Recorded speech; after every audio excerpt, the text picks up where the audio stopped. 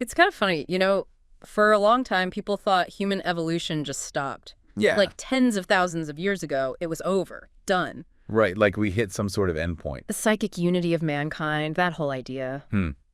But I mean, come on, look around, right? People are so different. Exactly. And it's not just how we look, though. That's a big clue. Oh yeah, definitely not the whole story. So in this deep dive, we're going deep into your sources, going to unpack this idea that human evolution didn't just stop, it sped up. Sped up? Yeah, like after we started farming 10,000 years ago. Super recent. Wow. Okay, so we're talking about changes since agriculture. Exactly, and how that really kicked things into overdrive genetically. Interesting. And the book, The 10,000-Year Explosion, that's our main source here. It is. It brings together all these different fields, genetics, paleontology, you name it. Trying to get a complete picture. That's smart. Yeah, so our goal today is to really explore the evidence for this rapid evolution and what it all means for us, how agriculture, culture, it all ties in. I'm intrigued. So one argument against recent evolution is that 50,000, 100,000 years. Yeah. That's like nothing, an evolutionary eye blink. Stephen Jay Gould said that. Gould, yeah. But our thinking's changed, especially with genetics. How so? Well, we see fast evolution all the time now. Like, look at dogs. Dogs. From wolves, basically, to all these crazy breeds. 15,000 years, that's it. Wow. Yeah, from Chihuahuas to Great Danes, it's amazing. And it's not just them. Corn, it came from this wild grass, teosinte. Huh, I wouldn't have guessed that. 7,000 years, totally different, and the science backs it up. What do you mean? Evolutionary genetics predicts big changes can happen in a few tens of generations. Seriously? That's what we see with selective breeding. Farmers have been doing it forever. Right, changing animals and plants super fast. So that eye blink argument, not so strong anymore. Okay, so if it's not about time, what is driving this recent evolution? Well, natural selection, it's still the core idea, acting on genes. Right, survival of the fittest and all that. But how those genes change, it gets interesting. Take the Duffy mutation. Duffy? What's that? It helps people resist malaria, blocks the parasite. It's a loss of function, but good. Huh.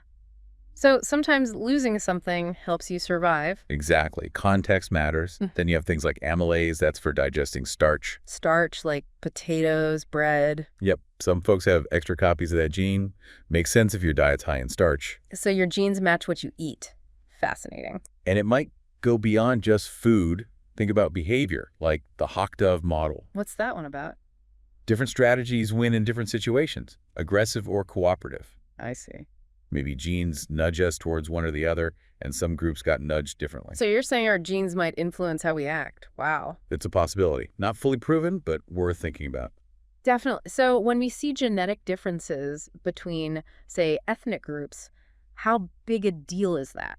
The book makes a point here. It says these differences might be kind of shallow. Like compared to dog breeds, you have loss of function, exaggerations of existing stuff. Not totally new things, but changes to what's already there. Right, like that amylase thing, more of it, but not a brand new organ. So you're saying even small changes can add up to what we see between groups. Exactly. Think Great Dane versus Chihuahua. Huge difference, but not a ton of genetic steps. Okay, but what about that argument, Lewontin, right? He said most variation is within groups. Ah, Lewontin's fallacy. That's what the authors call it. Fallacy. So he was wrong. Not totally. He was right about the numbers, 85% variation within, 15% between. Okay. But saying that means differences between groups are small, that's the fallacy. Okay, not quite following. Think dogs again. 70% variation within breeds, 30% between. Uh-huh.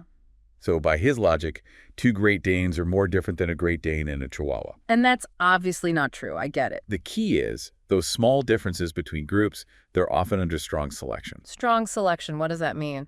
They affect survival, reproduction, big time, like skin color, eye color, lactose tolerance.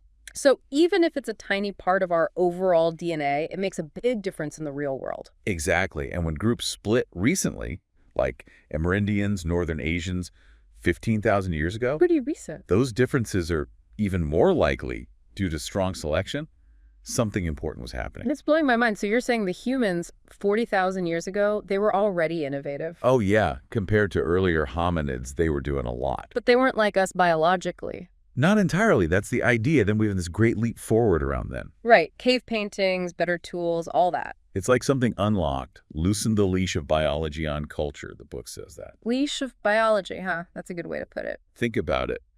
We can only invent what our bodies and brains allow. I see. So maybe they weren't capable of agriculture before, literally couldn't think of it. Could be because it didn't happen in earlier warm periods, but then bam, multiple times recently. Interesting. So what changed? Don't know for sure, but enhanced cognition, different social stuff, who knows? We also see new tech, food preservation, fire use, rituals. All pointing to a shift in our capacity. Yeah. Something was different inside us. Okay, hold on. What about Neanderthals? They were around back then. Yeah. Fascinating question. Did they influence our evolution? I mean, we interbred, right? We did. So their genes got mixed into ours, but most were probably neutral or even bad. So they disappeared over time, those genes. Right. Natural selection weeds them out. But some might have been good. Like an upgrade from the Neanderthal catalog? Something like that. We know a small percentage of our DNA comes from them. Wow, so we might be walking around with Neanderthal genes that helped us. Could be. They lived in Europe for ages, adapted to the cold. Maybe we got some of that. Like a fast-track evolution package, borrowed genes. Some even think it helped with that burst of innovation we were talking about. Amazing. So let's jump ahead to 10,000 BC. Ice Age ends, agriculture starts. Big moment, right? Huge. How did this change our evolution? So those earlier changes, they kind of set the stage, made farming possible. Okay. But once it starts, it's a whole new ballgame. New pressures, new adaptations. And it wasn't just in one place, right? Nope. Multiple places independently, or some folks adopted it from others. And the consequences, whoa, right. Profound, totally reshaped societies, higher population density. We settle down. No more nomads. We can store food. So now there's surplus, hierarchy, wealth, specialization. Totally different from hunter-gatherer life. Didn't necessarily make life better for everyone, though, that Malthusian trap. Right. More people, more problems sometimes. But for evolution, it was huge. More mutations happening, more chances for beneficial stuff. So we evolve faster because there's more of us. Yeah, like 100 times faster than before, just more rolls of the dice. Okay, so what specific adaptations did this farming life favor? The book says a lot of it is about food and disease, like lactose tolerance. Yeah, makes sense. We're drinking milk now. Huge advantage if you can digest it. Happens separately in Europe and East Africa, too. Two different solutions to the same problem. And then there's alcohol. We started fermenting stuff, had to adapt to that, too. So our bodies are changing to handle what we're putting in them. Right. But the disease part is scary. Bigger populations, living with animals. Recipe for disaster. Diseases spread like crazy. Measles needs a big population to survive. Wouldn't exist before. Wow, never thought of that. And animals, they give us new diseases, too. Zoonotic stuff jumps over. So we're constantly fighting off new threats. And evolving defenses, like hemoglobin variants for malaria, but there's trade-offs. Like sickle cell anemia, right, protection, but at a cost. And if you were isolated before, like the Americas, those old world diseases were brutal. No defenses built up. Exactly. So beyond just food and getting sick, could farming change our personalities? Our personalities, how? Well, think about it. Farming's hard work. Got to plan ahead, be patient, trade with others. Very different from hunting and gathering. So maybe, just maybe, it's selected for those traits subtly over time. Like a farmer personality versus a hunter personality. And as populations boom, maybe the whole distribution shifts. Who knows? Wild stuff to think about. And what about gene flow? Genes moving between groups. Another key factor, spreads those good genes around, happens through migration, trade, even war.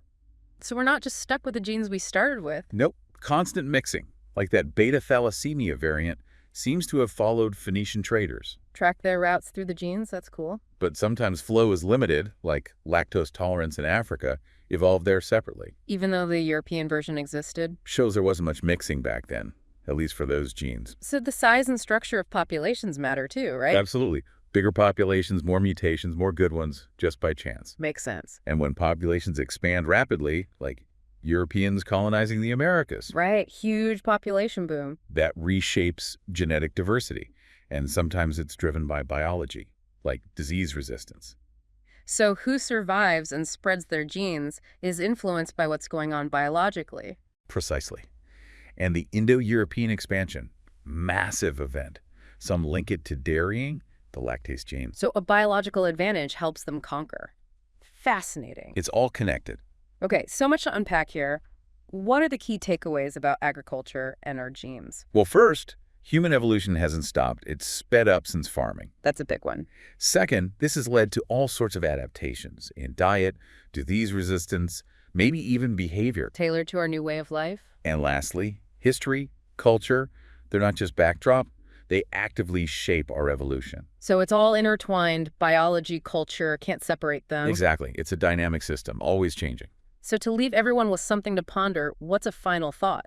If all this change happened in the past, think about what's happening now. Now. Our world is transforming faster than ever.